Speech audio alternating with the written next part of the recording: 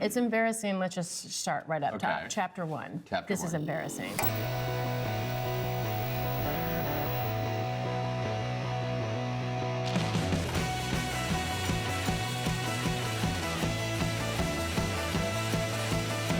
Hi, I'm Damian Pelliccione. Welcome to Mic Drop, where pop culture collides with the stories that matter the most, and nobody leaves without dropping something real. Today in studio, we have the fabulous, the funny, Rose Hyland. Hi. Hello. Hi. Oh my God, how are you? How are you? I'm good. How are you? I'm amazing. I know you are. And you look fabulous. Thank you. You look totally different than you did when we were doing the comedy special the other day. Yes. Like, this is the real hair. Yes. This is gorgeous. Thank you. Yeah, no, it's fun. I think that's kind of part of the magic of it is like you do a show. Like I've done shows at clubs and in the wig and everything, and then I'll come out afterwards and no one knows it's me. No one knows it's you. What is the name of the character again that you do? Kentucky Lightning. Kentucky Lightning. And it's based on kind of your character, or at least like, I remember you told me backstage, it's based on your like family. It's a hodgepodge. Yeah, so I grew up in Kentucky, right? Yeah. And so it's kind of a mix between my dad, and I also went to an all-girls Catholic school for 12 years. I got cross legs that one, all-girls Catholic school. So we had a lot of nuns and a lot of PE teachers. And so it was kind of always this thing, like even as a young kid, like I didn't grow up around gay anything, right? So I was always obsessed with like these women who were super, butch. And they always had husbands. And I'm like, Carol. Not Karen. Yeah, Carol. I was like, Miss Polson, are we really having, characters are so layered, right? Yeah. Because it was also a little bit of a coping thing too, because I remember the first time I ever heard the word, it's even now saying I hate it, but my brother told me like what a redneck was. And I didn't know. I was like, what's a redneck? I don't even know what that is. And he would tell me, he's like, it's anybody who doesn't look like them, they don't like them. And I was like, that sucks. Yeah. Like, why would anybody be like, that sucks? And so it's kind of this, I got to change, this character embodies my power in that. Of turning that around, of being like, no. It gets to be, they love everybody. Yeah. So it's just a whole hodgepodge of my experience of growing up in Kentucky with, women that I thought were gay, but weren't, or nuns, and I was like, just come out, it's okay. Like, God loves you, in this Catholic school system. So it's just a bunch of different layers. Put together. Kentucky, Catholic, butch, lesbian, tater tots, all of it. Feels like a guilty pleasure. Yeah. Well, I heard that your guilty pleasure is this little TV show called Love is Blind. I love it too. Okay, why Love is Blind? I haven't watched it. Can you explain to me why Love is Blind? Because it's so crazy. Because, Love is Blind, I don't know if anybody has seen this show, but it's basically, it's like you and me are on a date and there's a big wall in front of us, we can't see each other, right? Okay. So you go on these dates with like somebody, like somebody behind the wall, but you can't see their appearance. And so it's just, and they do this for like a couple rounds or whatever, and like two people that are complete strangers, and they obsessively fall in love. They're saying "I love you" by the end of like 2 dates. I'm like, Rachel, that's not, come on. Let's relax, Tim. And then they have to propose to the other person through like the legit, wall. like propose to get married? Legit. Do people actually get married on this show? Yes, they go up and that's crazy. So cringy. They put like their hands on the wall. They're like, I'm touching the wall, and like, the other person's like, I'm down on one knee, and she's like, I'm touching it, I feel it. And then they propose, and they're like, oh, I wish I could hug you. And they're like hugging themselves with the pillow, and they're like, I wish I could hug you. It's just such a crazy concept that it's so like over far. Well, here we have some rapid fire questions about this show. Okay. I'm curious to get into this. I'm curious to get into this with you. Okay. Oh, no. Pods, dream setup, or is it a nightmare? Oh. Okay, dream setup, sure. Okay. Would you get engaged without seeing them, yes or no? For money, yes. Good answer. Best couple ever? On Love is Blind? Oh, no. Oh, I knew you were going to hit me with this. There was one couple that just went through, but the conspiracy is that they were an added couple and didn't go through the real experience, and I can't think of their name. But they got married like right away, and they're super happy. What do you think the worst couple? All of them? work Period. out. Oh my like God, period. none of them. Yeah. What is a red flag in the pods? Love bombing too fast. Right? Oh my God. Yeah. Like, if you can say that I love you within 2 hours of meeting, I think that's, come on. Either not real or reeks of desperation. One of the two things. Right. Oh my gosh. No, yeah. Faster, I love you. Do you think that is sweet or suspicious? Well, I guess it's Suspicious, suspicious, sussy, right? Very sus. yes. It's super sus. Do you think that love is actually blind? Yes or no? No. Yeah, it's not. There it is. Come There it is. on. Would you go on the show? Bonus question. Absolutely. Of course. Oh my God, you're like, of course I do. Yeah. I don't think I could do that. I think that's a little like far-fetched, but you know, I get the appeal to the show. Yeah. Okay, I want to shift gears for a second because I heard that you have a story to tell us about your baby weight. Let's get into this. What story is this about your baby weight? Okay, it's embarrassing. Let's just start right up top. Okay. Chapter 1. Chapter This is 1. embarrassing. Well, okay, so when I was born, I lied about my baby weight for a very long time because when I was born, I was 9 pounds. And I thought that was like far too big. Like you were a gordito baby. Yeah, I was too big. It was over baby weight. Like Okay. whatever, runways, we're not having it. Like, I don't know where I got You were this. not getting in Baby Vogue. She knew Bozempic at that time. Yeah. I was large. And so, but I had this idea because the 2 most popular girls in my class, they weighed like a svelte 6.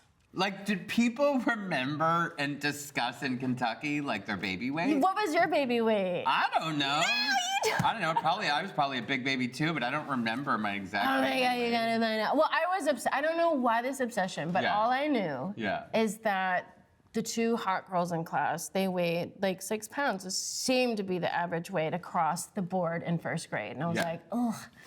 And so we had a project where we had to bring in our baby pictures, like for show and tell. And with your weight and how long you were and stuff. And I was mortified because my mom, you know, in the morning before school, got my picture out and she wrote on it in big Sharpie marker, like 9 pounds. You know, because she carried that thing, you know, for 9 months. She's proud of that. She hot. And Yeah. so, and I argued I was like, I can't weigh 9 pounds, it's too big, it's too big. And so she was like, Sarah, that's so healthy. It's a beautiful baby. So I waited till she turned around and I scratched out 9 pounds with the marker Stop. and put in 2 pounds. Oh my God, stop. Just to like, no, but hold on. Did you have to like show proof when you were in first grade to the popular girls that like you were? Girl. Like, Well, because in my process, the brain, because I was like, well, if 6 is good, 2's got to be like crushing even better. it. You're just Yeah, trying like, to win the baby weight game. Yes, Oh my God. girl, eating disorder, Reza. And so I took, well, if you saw the baby picture, just my head weighed 2 pounds. You know, like when you have a baby Yeah. picture, like it's just like their big Yeah. head. You know, it's like just my forehead was like 1.5. Like it was, I was a monster. The rest of you were just like a twig. Yeah, A huge. baby twig. Oh my God, so it gets worse. And so my mom was like, you can't be 2 pounds, honey, you'd be dead. Yeah. And I was like, perfect. Like I literally was like, to the line, let's do this. Like, no problem. And so like I went in and I like, did my little spiel or whatever up in front of everybody. Obviously, I'm sure the nuns knew I was like, ugh, but they didn't want to deal with me. Yeah. So, it turns out there was a kid named Nick Wickie in my class who did weigh 2 pounds. Shut up. Oh my God. Did you get canceled? Bitch, no, I just lied. And he came up to me after like the show and tell event, and he was like, hey, I was 2 pounds too when I was born. I was so sick. Like, I Did he have a almost list? died. This is what I do. It's just That's just like a Kentucky thing. Oh my God, I love you. I love you. differentiate from my age now. Yeah. And he's like, I almost died. I was so sick. And I was like, and he's like, what happened to you? And I was like, oh my God, Nick. Oh my God, I didn't have my femur bone here. This was more thin than it should have been. And I don't have 3 of my ribs in the back. And I just started losing bone weight. You know what I mean? I just started losing bone density. I started making up things to like lose LBs. You know, I'm like, my God. I didn't have, you know, more liquid in this top part of my arm. my gosh. But it eventually came in once it developed. Like I literally was like a chicken Making shit nugget, up. like a boneless chicken nugget. Yeah.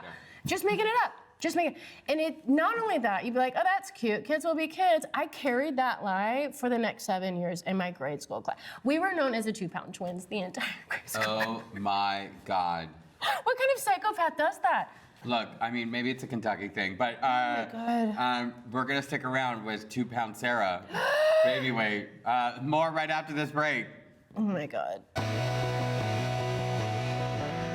I said, Mom, Dad, I'm gay. That's how I said it. I just real aggressive. I just, just so they couldn't do anything, skip their neck like a bullet, like a gay bullet. Like I just, so maybe that would just knock them out, like a horse tranquilizer, and then I wouldn't have to say nothing. Welcome back to Mic Drop. I'm Damian Pelliccione. We are sitting here with fabulous Rose Hyland. Is this your first comedy special taping of I'm Dead? So your first comedy taping of I'm Dead right here on Revry. Tell us about the experience and doing this fabulous, deliciously white trash character. Well, first, thank you so much for allowing me to do that. It's so cool. Fabulous. It's so cool. This Kentucky Lightning character, I've been doing it for a long time. It's been in my back pocket for a long time. And I do a lot of other characters, but Kentucky Lightning, for some reason, it's fun to do her because her line of thinking is so out there that it's fun to kind of just see where she goes with stuff. Yeah. And so I've been doing this on the road for just, everybody. Yeah. Heteros are mixed in there. I mean, everybody's in there. And it's been kind of this fun thing to see if I'm able to relate, like how quickly I can get people on board, because she's such a lovable character. There's really nothing negative about her. There's no hate in her. It's all, love. And it's been really fun seeing people connect to that almost right away. And that's been such a cool, fun thing for me. So it's and I do stand up obviously as myself. So it's just kind of been, I come from art school, I'm a visual artist as well. And I went to, did performing art and stuff like that. So it's just kind of been this little experiment, of being able to, especially with this particular show. Yeah. Of kind of having a platform that I walked into, just in the green room, and you walk into a space that people are like, hell yeah. Yeah. Yeah. Very positive. Yeah. That felt amazing, because you don't get that at every club. You're working for the laugh, and in this case, people were legit, cracking the fuck up because you had an audience of queer folks. Yeah, and they're just it's just a cool, refreshing breath of fresh air to just perform for that first level is already broken open. Yeah. Because sometimes if people are conservative and laughs per minute, yeah, you're you have to dig. Work a little bit more to do that. But it was just a kind of a cool place for me to see how Kentucky Lightning can, one, be with her people, and just be in that space and what that would look like, So yeah, it was just kind of this a little experience, and it was so fun. And you had them with the sweet potato and the baby. Those two titties. That's an added. She was wearing this shirt that her character makes. What did you call the tiny one? It was like a newt potato. A newt potato and a sweet potato. Yeah. And she plays with them during the set. Yeah. When she's nervous. It was giving SNL. It was reminding me of Molly Shannon, when she's I'm gonna smell my armpits like this, but you're playing with your nipple, your fake nipples. The truth be told, that's a new thing for KL. I made that shirt 15 years ago. Shut up. Because I had this skit that I wanted to do. This was in the day of the iPods. Do you guys remember iPods? We do. And so I was ooh, I had this thought one day, eating cereal. I was what would it be like if you had a nudist colony and you went on a run, where would you put your iPod? That was the line of thinking. And so I created this whole nude suit, and I put Velcro in the butt crack. Yeah. And I Velcroed on the iPod. Yeah. And so I stuck the iPod in my butt crack when I was running. Oh my gosh. And that became a whole piece in itself. Gag. Mm-hmm. So there was a bottom to that suit. So it's just made a resurfacing as of late with Kentucky Lightning. I think it's great. Yeah. Well, look, we're called Mic Drop for a reason because we like to talk about a moment in your life where you felt so connected or grounded, a memory that'll last forever. What would you define as Sarah's Mic Drop moment? Has it happened, or is it still yet to come for you? I definitely have some. I think it's still yet to come. Yep. Just because I think past is a past for a reason. Yep. But I've had really cool experiences in LA. Like coming from Kentucky, you don't ever think you're gonna have these experiences. And you know, one of my first jobs coming here was on MTV's Punk'd, and I got to you're sitting across from Ashton Kutcher this close, and it's one of those it's just a crazy. And you do like 17 rounds of auditions, in front of him. And it was like, that was my first job ever. Okay, after a Carnival Cruise Line commercial, but I was also in a game show, Dog Eat Dog, did I tell you? Oh my gosh. With Brooke Burke. Do you remember Brooke Burke? Sure, we remember. Her teeth were so white, they were blue. I had to let her know. Because I was this close to her. I was like, your teeth are blue. Too much. Who says that? And so, so I did. I've just had really odd moments, but having that experience, and then I got to audition for SNL, which was so cool, and the way that even happened was so random and weird, but. It's just these moments in your life. You're like, how did I get here? Yeah. Like, how is this even possible? Because I went to Second City in Chicago. Now I'm in New York auditioning for, what is even happening? Yeah. It's so, there's been so many of those moments, and I'm so grateful. And I'm often in rooms with people that you feel like you have no business being in the room with. And it's cool. And so I think I haven't, so I think those are all here, but I know there's more. That's why we all keep going. There's more. There's always more. Yeah. And we're gonna have more with Rose Hyland. Stick around, we're gonna take a break. We'll be right back. Welcome back to Mic Drop. Sitting with us today is Rose Hyland. Oh my God, you're so fab. So in addition to all the amazing stuff that you've done, what are you working on right now? I heard you're working on something with your wife. I am, yeah. So like I said, I come from a visual art background. Yeah. So we're doing a show that's going to be up in October. It has performance, and so my wife is a brilliant photographer. We love Jen. Jen Rosenstein is amazing. Love Jen. Yeah, her work is incredible. But so I had this idea. I want to do this. I call it the Family Portrait Series, and it's I do the art department on it, and I set up these scenes with her and myself and our dog and our cat. And most of us get wardrobe, and so there's scenes, and so I set up this whole thing, and then she takes the photo, and then I paint the whole thing. Yeah. Right? And so I've done this, there's a series of this, there's several of these paintings, and they get more absurd and more bizarre, and the dog and cat have, they have wigs, there's shoes. We love dog and cat wigs. Right? Oh my God, Instagram. Yeah, there's hats involved, there's wigs, there's a lot going on. And so it's been this kind of interactive thing where it brings in her creative talent, and then I paint it, and then we're gonna do the space where it's gonna be all the paintings and her photos. And there's a performance aspect of it where Kentucky Lightning might be. We're coming. So there's gonna be a whole living room situation where it'll be interactive, she'll be there as well, and then all of this art will be around it, and there's production of interviewing with her and I, and the BTS of making these sets and shooting them. And so it'll be so fun. Well, talking about photos, I recently saw this crazy photo of you. Is. Okay.